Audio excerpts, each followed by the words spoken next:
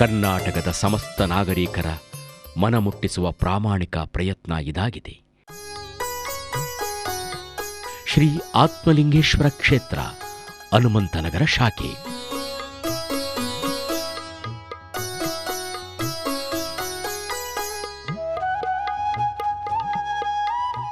ಭಾರತಿ ನಗರದಿಂದ 4 ಕಿಲೋಮೀಟರ್ ಅಂತರದ ಹನುಮಂತ ನಗರದಲ್ಲಿ ಮಂಡ್ಯ ಮಾರ್ಗದ ನಡುವೆ ಭಾರತಿ ಶಿಕ್ಷಣ ಟ್ರಸ್ಟ್ ಆಶ್ರಯದಲ್ಲಿ ತಲೆ ಎತ್ತಿ ನಿಂತಿದೆ. ಧಾರ್ಮಿಕ, ಶಿಕ್ಷಣ, ಆರೋಗ್ಯ, ವಸತಿ ಸೌಲಭ್ಯದ ಪ್ರಶಾಂತ ಸುಂದರ ತಾಣ ಶ್ರೀ ಆತ್ಮಲಿಂಗೇಶ್ವರ ಕ್ಷೇತ್ರ. ಬಿಇಟಿ ಅಧ್ಯಕ್ಷ ಶ್ರೀ ಜಿ ಮಾದೇಗೌಡರ ಮಹತ್ತರ ಕನಸು ಸಾಕಾರಗೊಂಡ ಕ್ಷೇತ್ರವಿದು. ಸುಮಾರು 50 ಎಕರೆ ಪ್ರದೇಶದಲ್ಲಿದ್ದ ಬಂಜರು ಗುಡ್ಡವಾಗಿ ಬೀಳು ಬಿದ್ದಿದ್ದ ಜಾಗವೀಗ ಕರ್ನಾಟಕದ ಪ್ರಸಿದ್ಧ ಪ್ರವಾಸಿ ಕೇಂದ್ರಗಳಲ್ಲಿ ಒಂದಾಗಿದೆ.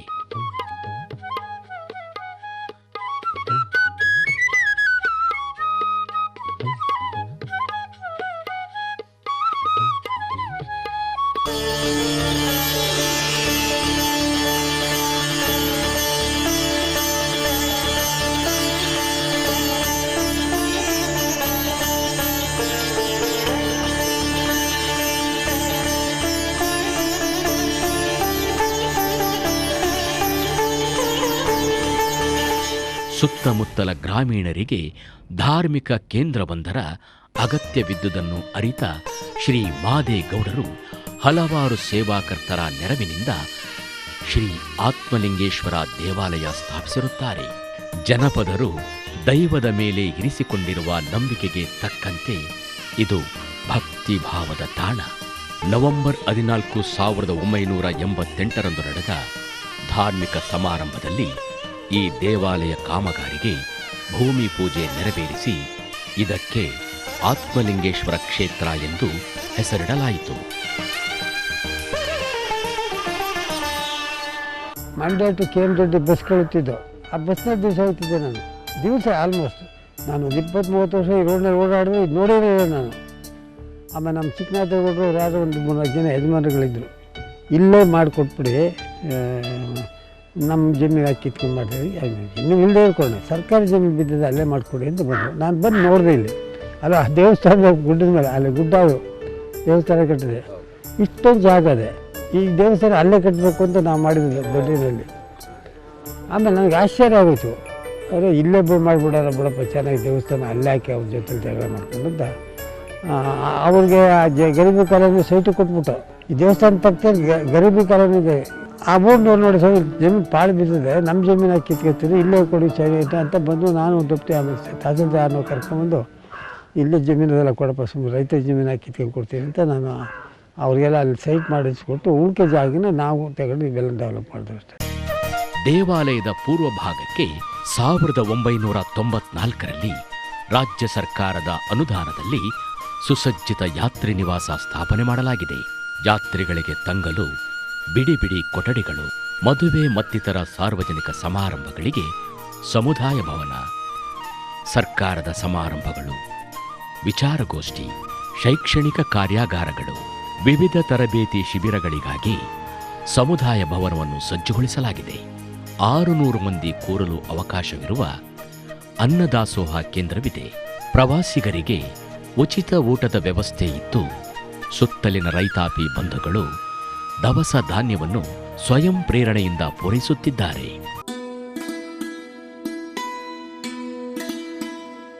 ಈ ಕ್ಷೇತ್ರವನ್ನು ಕರ್ನಾಟಕ ಪ್ರವಾಸೋದ್ಯಮ ಇಲಾಖೆ ಗುರುತಿಸಿ ಪ್ರವಾಸಿ ಕೇಂದ್ರವಾಗಿ ಮಾನ್ಯತೆ ಕಲ್ಪಿಸಿದೆ. ಮಕ್ಕಳ ಮನರಂಜನೆಗಾಗಿ ಉದ್ಯಾನವನ,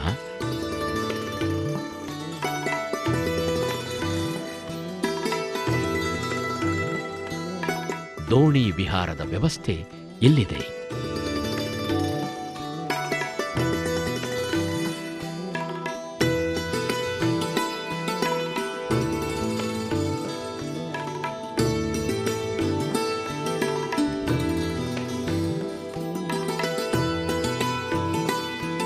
ಇದಕ್ಕೆ ಮಿಗಿಲಾಗಿ ಶ್ರೀ ಮಾದೇಗೌಡರ ಮನಸ್ಸಿನಲ್ಲಿ ಇದ್ದುದು ಮೈಸೂರಿನ ರಾಮಕೃಷ್ಣಾಶ್ರಮ ಮಾದರಿಯ ವಸತಿ ಶಾಲೆ ಸ್ಥಾಪಿಸುವುದೆಂದು.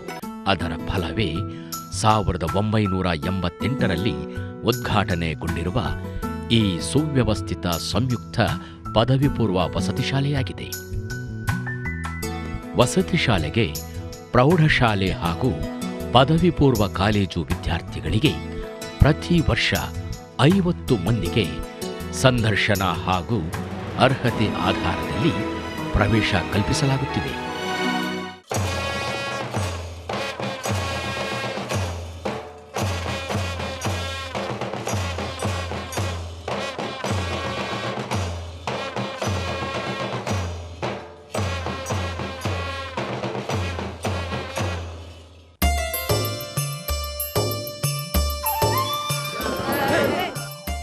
ಯೋಗ, ಧ್ಯಾನ ವಿದ್ಯಾರ್ಥಿಗಳಿಗೆ ಕಡ್ಡಾಯ. ಈ ಕ್ಷೇತ್ರದಲ್ಲಿ 8ನೇ ತರಗತಿಯಿಂದ ದ್ವಿತೀಯ PUCವರೆಗೆ ಶಿಕ್ಷಣ ವ್ಯವಸ್ಥೆ ಕಲ್ಪಿಸಲಾಗಿದೆ. ನಮ್ಮಲ್ಲಿ ನಮ್ಮ ಕೆಲವರು ಅನುಕೂಲವಾಗಿರೋರು ಮಕ್ಕಳು ಓದಿಸೋದಕ್ಕೆ ರಾಮಕೃಷ್ಣ ಆಶ್ರಮಕ್ಕೆ ಹೋಗೋರು, ಅಡಿಕೆಗೆ ಹೋಗೋರು, ರೆಸಿಡೆನ್ಷಿಯಲ್ ಸ್ಕೂಲ್ಗೆ. ಅಲ್ಲಿ ಸೀಟ್ ಕೊಡ್ತಿಲ್ಲ ಸುಲಭವಾಗಿ ರಾಮಕೃಷ್ಣ ಆಶ್ರಮದಲ್ಲಿ. ಅಲ್ಲಿ ಭಾಳ ಜಾಸ್ತಿ ನಂಬರ್ ತಗೊಂಡವ್ರಿಗೆ ಕೊಡೋರು. ಆಮೇಲೆ ಹುಡುಗರು ಓದಿಸೋಕೆ ಆಸೆ ಆಗಿದೆ, ಒಂದು ಅಂಥದ್ದೇ ಒಂದು ಮಾಡಿ ಸ್ವಾಮಿ ಅದು ಅಲ್ಲಿ ಜಾಸ್ತಿ ಮಾಡಿಬಿಟ್ಟದ್ರಾಗಿ. ರಾಮಕೃಷ್ಣ ಆಶ್ರಮದ ಮಾದರಿಯಲ್ಲಿ ಈ ಏನಾದರೂ ಇಲ್ಲಿ ಒಂದು ವಸತಿ ಶಾಲೆಯನ್ನು ಮಾಡಬೇಕು ಅಂತಕ್ಕಂಥ ಯೋಚನೆಯನ್ನು ಮಾಡಿ ಆಗ ಅವ್ರು ಬರ್ತಾ ಇರಬೇಕಾದ್ರೆ ಈ ಪ್ರದೇಶ ಫ್ರೀಯಾಗಿ ಇದ್ದಂಥದ್ದನ್ನು ಮನಗಂಡು ಈ ಜಾಗವನ್ನು ಸರ್ಕಾರದಿಂದ ವಶಪಡಿಸ್ಕೊಂಡು ಇಲ್ಲಿ ವಸತಿ ಶಾಲೆ ಮಾಡಬೇಕು ಅಂತ 1988ರಲ್ಲಿ ಅದೊಂದು ಡೈನಿಂಗ್ ಹಾಲು, ಈ ಹೆಂಚಿನ ಮನೆ ಮಾತ್ರ ಶಾಲೆ ಪ್ರಾರಂಭ ಮಾಡಿದ್ರು. ಮತ್ತು ಇಲ್ಲಿ ಶ್ರೀಮಂತರು ಮತ್ತು ದಾನಿಗಳು ಇರ್ತಂಥ ದಾನಿಗಳಿಂದ ಎಲ್ಲ ಕೇಳಿ ಒಬ್ಬೊಬ್ಬರು ದಾನವನ್ನು ಕೊಟ್ಟಂಥದ್ದು ಒಂದೊಂದು ಬಿಲ್ಡಿಂಗು, ಒಂದೊಂದು ರೂಮು, ಒಂದೊಂದು ಕೊಠಡಿ, ಒಂದು ಕ್ರೀಡಾಂಗಣ, ಹೀಗೆ ಒಂದೊಂದಾಗಿ ಇದನ್ನು ರೂಢಿಸಿ ರಾಮಕೃಷ್ಣ 300 ಜನಕ್ಕೆ ಅಕಾಮಿಡೇಟ್ ಮಾಡಿ 8ನೇ ಕ್ಲಾಸಿಂದ 2nd PUCವರೆಗೆ ಇಲ್ಲಿ ವಸತಿ ಶಾಲೆ ಬಹಳ ಸುಭದ್ರವಾಗಿ ಚೆನ್ನಾಗಿರಬೇಕು. ಸನ್ಮಾನ್ಯ ಶ್ರೀ ಜಿ ಮಾದೇಗೌಡರ ವಿಷಯವನ್ನು ಕುರಿತು ನಾನು PhD ಪ್ರಬಂಧವನ್ನು ಮಂಡಿಸ್ತಾ ಇದ್ದೀನಿ. ಕುಪ್ಪಂ ವಿಶ್ವವಿದ್ಯಾನಿಲಯದಲ್ಲಿ ನಾನು ಈಗಾಗ ವಿದ್ಯಾರ್ಥಿಯಾಗಿ ಅಧ್ಯಯನ ಮಾಡ್ತಾ ಇದ್ದೀನಿ. ಇದರ ಉದ್ದೇಶ ಜಿ ಮಾದೇಗೌಡರ ಬದುಕು ಮತ್ತು ಸಾಧನೆ ಎನ್ನುವಂಥ ಅವರ ವಿಷಯವನ್ನು ತೆಗೆದುಕೊಂಡು ಶ್ರೀ ಮಾದೇಗೌಡರೊಂದಿಗೆ ಶಿಕ್ಷಣ ಸಂಸ್ಥೆ ಸ್ಥಾಪನೆಗಾಗಿ ಹೆಗಲಿಗೆ ಹೆಗಲು ನೀಡಿ ಶ್ರಮಿಸಿದ ಮುಖಂಡ, ಭಾರತೀಯ ಶಿಕ್ಷಣ ಟ್ರಸ್ಟ್ನ ಸಂಸ್ಥಾಪಕ ಕಾರ್ಯದರ್ಶಿ ಅಣ್ಣೂರು ಶ್ರೀ S. ಸಿದ್ದೇಗೌಡರು ಅವರ ನಿಧನಾನಂತರ ಅವರ ಸ್ಮರಣಾರ್ಥ ವ್ಯವಸ್ಥಿತ ಕ್ರೀಡಾಂಗಣವನ್ನು ನಿರ್ಮಿಸಿರುವುದು ಶ್ರೀ ಮಾದೇಗೌಡರ ಆತ್ಮೀಯತೆ ಪ್ರತಿಪಾದಿಸುವಂತಿದೆ.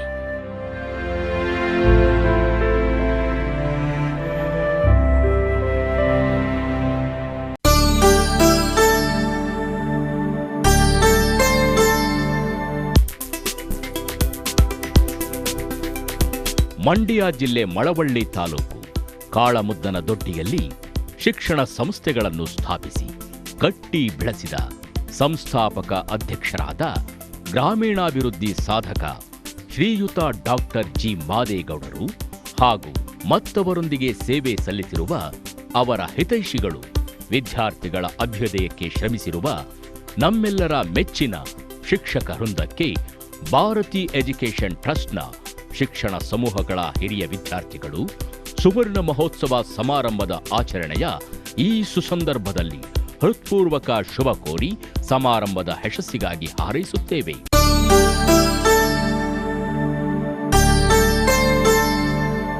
ಗೌಡರ ಕನಸು ಸಾಕಾರಗೊಂಡು ಈ ಕ್ಷೇತ್ರದಲ್ಲಿ ಬಡ ಜನರಿಗೂ ಕೈಗೆಟಕುವ ದರದಲ್ಲಿ ಪ್ರಕೃತಿ ಆರೋಗ್ಯಧಾಮವು ಇಲ್ಲಿದ್ದು ನುರಿತ ವೈದ್ಯರು ಹಾಗೂ ಸಿಬ್ಬಂದಿಗಳು ರೋಗಿಗಳ ಚಿಕಿತ್ಸೆಯಲ್ಲಿ ಅರ್ಪಣಾ ಭಾವದಲ್ಲಿ ಸೇವೆ ಸಲ್ಲಿಸುತ್ತಿದ್ದಾರೆ. ಶ್ರದ್ಧೆ, ಶ್ರಮ, ನಿಷ್ಠೆಯ ಛಲವಿದ್ದರೆ ಬೆಂಗಾಡಿನಲ್ಲೂ ಜೀವಂತಿಕೆ ನಳನಳಿಸಲಿದೆ ಎಂಬುದಕ್ಕೆ ಶ್ರೀ ಮಾದೇಗೌಡರ ದಿವ್ಯ ಸ್ಪರ್ಶದ ಶ್ರೀ ಆತ್ಮಲಿಂಗೇಶ್ವರ ಕ್ಷೇತ್ರವೇ ಸಾಕ್ಷಿ. ಭಾರತೀಯ ಶಿಕ್ಷಣ ಟ್ರಸ್ಟ್ನ ಹನುಮಂತನಗರ ಶಾಖೆಯ ಕಾರ್ಯದರ್ಶಿಯಾಗಿ ಶ್ರೀ ಸಿದ್ದೇಗೌಡರು ಸೇವೆ ಸಲ್ಲಿಸುತ್ತಿದ್ದಾರೆ.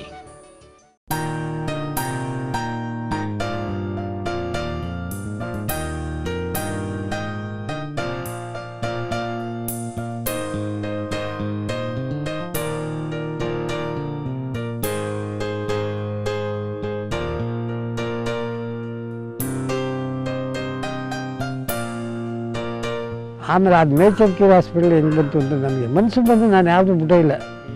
ಮನಸ್ಸು ಬಂದದ್ದು ಏನು ಮನಸ್ಸು ಬರ್ತದೆ ಅದು ಮಾಡಿಬಿಟ್ಟಿದ್ದೀನಿ.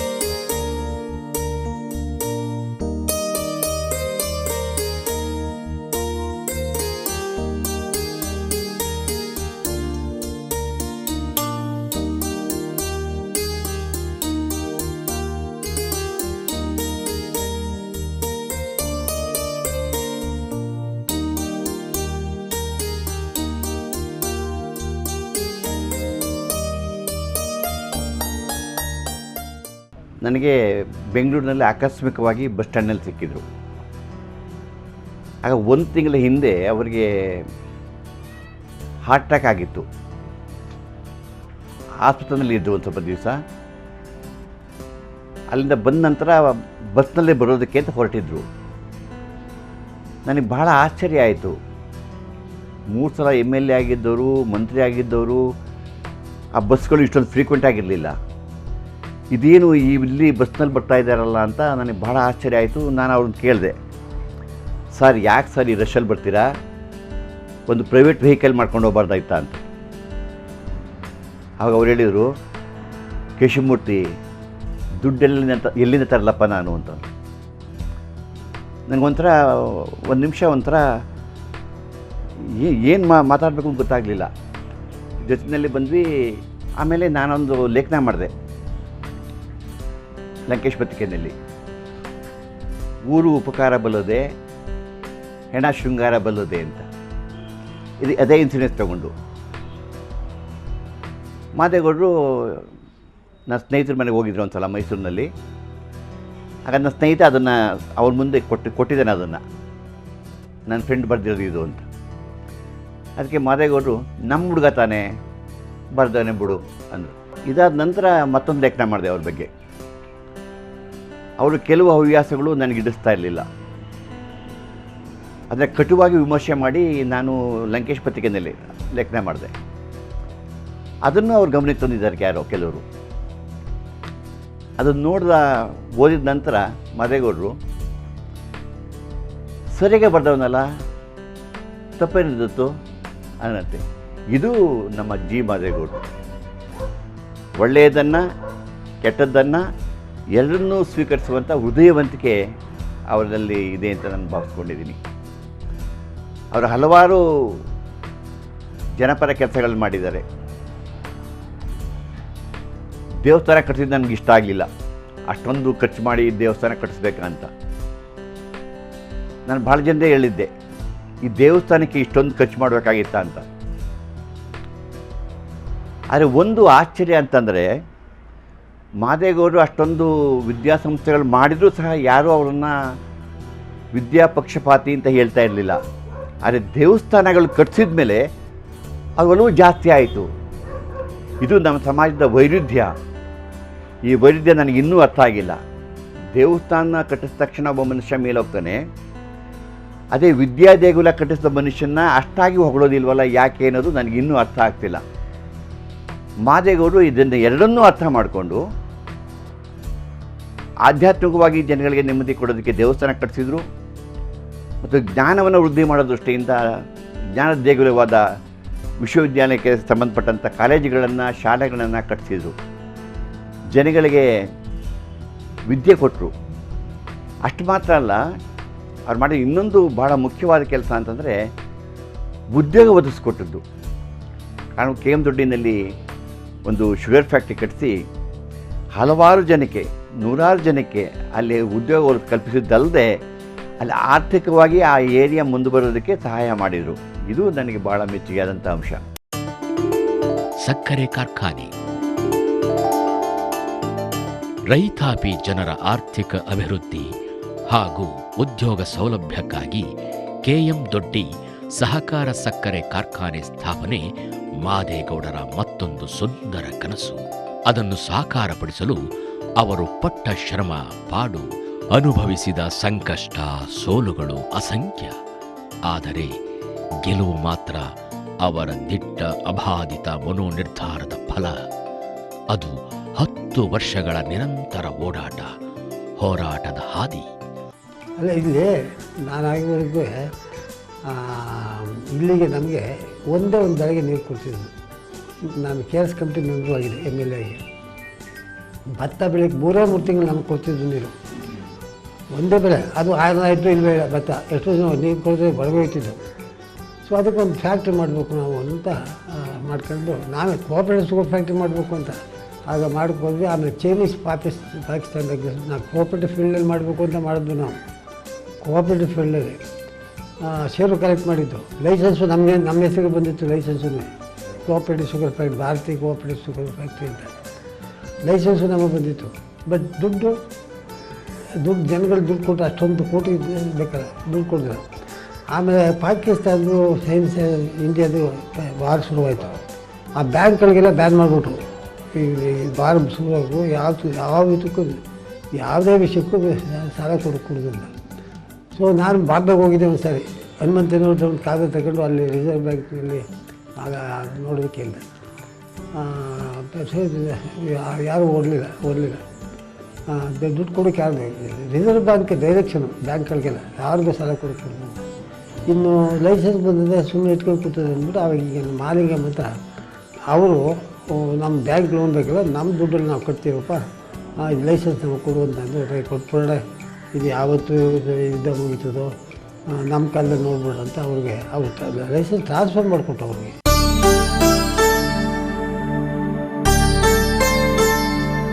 ಸುವರ್ಣ ಸಂಭ್ರಮ ಮಹೋತ್ಸವಕ್ಕೆ ಶುಭ ಹಾರೈಕೆ. ಕೆಂಗಲ್ ಹನುಮಂತಯ್ಯ ಸ್ಮಾರಕ ಸಮಿತಿ ರಾಜ್ಯಾಧ್ಯಕ್ಷರಾದ BH ಸುರೇಶ್ ಒಬ್ಬ ನಿಷ್ಠುರ, ನಿರ್ದಾಕ್ಷಿಣ್ಯ, ಪ್ರಾಮಾಣಿಕ ವ್ಯಕ್ತಿತ್ವವುಳ್ಳವರು. ಶ್ರೀಯುತರು ಡಾಕ್ಟರ್ G ಮಾದೇಗೌಡರ ಕುರಿತಾದ ದೀಪಧಾರಿ ಸಾಕ್ಷ್ಯಚಿತ್ರ ನಿರ್ಮಿಸಿರುವುದು ಶ್ಲಾಘನೀಯ ಹಾಗೂ ಸ್ವಾಗತಾರ್ಹ. ಶುಭ ಕೋರುವವರು ಶ್ರೀ ಕೆಂಗಲ್ ಸ್ನೇಹ ಸಮಿತಿ, HMT ತುಮಕೂರು. ಹಿರಿಯ ರಾಜಕೀಯ ಮುತ್ಸದ್ದಿ ಡಾಕ್ಟರ್ G ಮಾದೇಗೌಡರು ಸಂಸ್ಥಾಪಕ ಅಧ್ಯಕ್ಷರಾಗಿ ಹಿತೈಷಿಗಳೊಂದಿಗೆ ಮಂಡ್ಯ ಜಿಲ್ಲೆ ಭಾರತಿ ನಗರದಲ್ಲಿ ಸ್ಥಾಪಿಸಿ ಬೆಳೆಸಿರುವ ಭಾರತಿ ಎಜುಕೇಷನ್ ಟ್ರಸ್ಟ್ ಸುವರ್ಣ ಸಂಭ್ರಮ ಮಹೋತ್ಸವ ಆಚರಿಸುತ್ತಿರುವುದಕ್ಕೆ ಹೃತ್ಪೂರ್ವಕ ಶುಭ ಹಾರೈಸುವವರು ಎಂ ಕೃಷ್ಣಪ್ಪ ಶಾಸಕರು, RV Venkatesh MLC, ST Narayanagowda, KV Chandrashekhar, Srikanthappa, B Mohan Kumar, M Chandramohan. ಗ್ರಾಮೀಣ ಮಕ್ಕಳಿಗೆ ವಿದ್ಯಾರ್ಜನೆಗಾಗಿ ಬಹುದೊಡ್ಡ ಆಶಯ ಹೊಂದಿದ್ದ ಡಾಕ್ಟರ್ G ಮಾದೇಗೌಡರ ಸಾಧನೆ ಅದ್ಭುತ, ಅಮೋಘ. ಶ್ರೀಯುತರ ಸಾಧನೆಯನ್ನು ಗುರುತಿಸಿ ಸಾಕ್ಷ್ಯಚಿತ್ರವನ್ನು ನಿರ್ಮಿಸಿರುವ BH ಸುರೇಶ್ ನಿಜಕ್ಕೂ ಅಭಿನಂದನಾರ್ಹರು. ಭಾರತಿ ಎಜುಕೇಷನ್ ಟ್ರಸ್ಟ್ ಸುವರ್ಣ ಸಂಭ್ರಮ ಮಹೋತ್ಸವದ ಆಚರಣೆ ಯಶಸ್ಸು ಕಾಣಲೆಂದು ಶುಭ ಕೋರುತ್ತಿರುವವರು KP Muthaiah, Lakkegowda, D ಕಂಬಯ್ಯ, ND Veerannagowda, KC Ramanna. Mandya ಜಿಲ್ಲಾ ರೈತ ಹಿತರಕ್ಷಣಾ ಸಮಿತಿ ಅಧ್ಯಕ್ಷರಾಗಿರುವ ಮಾಜಿ ಸಂಸದ, ಅಪೂರ್ವ ವಿಶಿಷ್ಟ ರಾಜಕಾರಣಿ ಡಾಕ್ಟರ್ G ಮಾದೇಗೌಡರು ಸ್ಥಾಪಿಸಿರುವ ಭಾರತಿ ಎಜುಕೇಷನ್ ಟ್ರಸ್ಟ್ ಸುವರ್ಣ ಸಂಭ್ರಮ ಮಹೋತ್ಸವಕ್ಕೆ ಶುಭ ಹಾರೈಸುವವರು ಜನಾಬ್ ಜಫರುಲ್ಲಾ ಖಾನ್ ಮಂಡ್ಯ, ಸಮಾಜ ಸೇವಕರು, ಉದ್ಯಮಿ, ದುಬೈ ಹಾಗೂ BN ಸುರೇಶ್ ಬಾಬು ಎಂಜಿನಿಯರ್ ಮತ್ತು ಮಿತ್ರರು.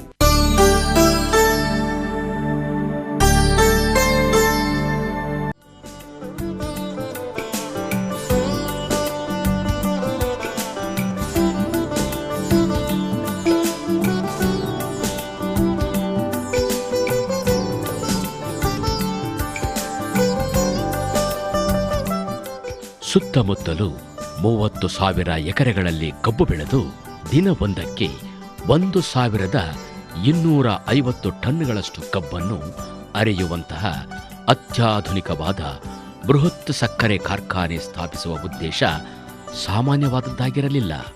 ದಿನಾಂಕ 1/5/1964 ಮೈಸೂರು ಸರ್ಕಾರದ ಮೂಲಕ ಕೇಂದ್ರಕ್ಕೆ ಅರ್ಜಿ ಸಲ್ಲಿಸಿದರು.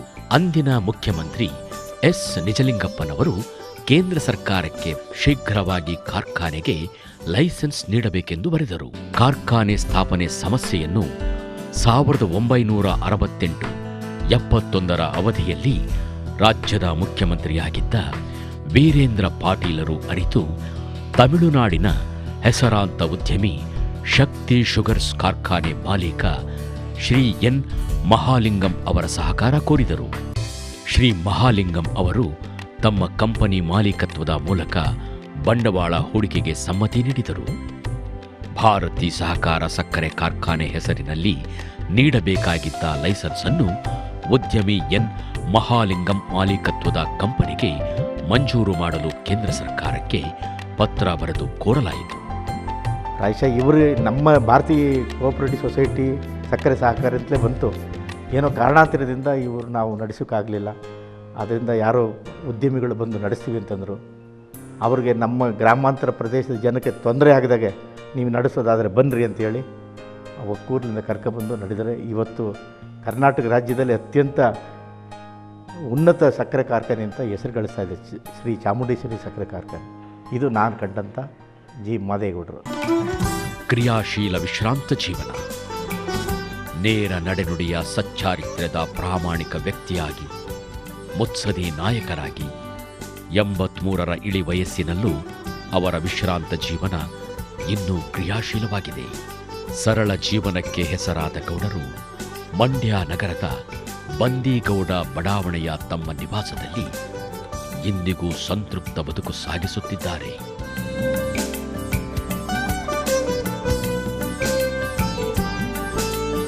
ಶ್ರೀರಂಗಪಟ್ಟಣದ ಪ್ರತಿಷ್ಠಿತ ಸುಬೇದಾರ್ ಮನೆತನದ ಶ್ರೀ ಪುಟ್ಟಸ್ವಾಮಿ ಗೌಡರು ಹಾಗೂ ಶ್ರೀಮತಿ ನಿಂಗಮ್ಮ ಅವರ ಪುತ್ರಿ ಶ್ರೀಮತಿ ಜೆ.ಸಿ. ಪದ್ಮಾ ಅವರನ್ನು ಶ್ರೀ ಮಾದೇಗೌಡರು 1958ರಲ್ಲಿ ಬಾಳ ಸಂಗಾತಿಯಾಗಿ ಸ್ವೀಕರಿಸಿದರು.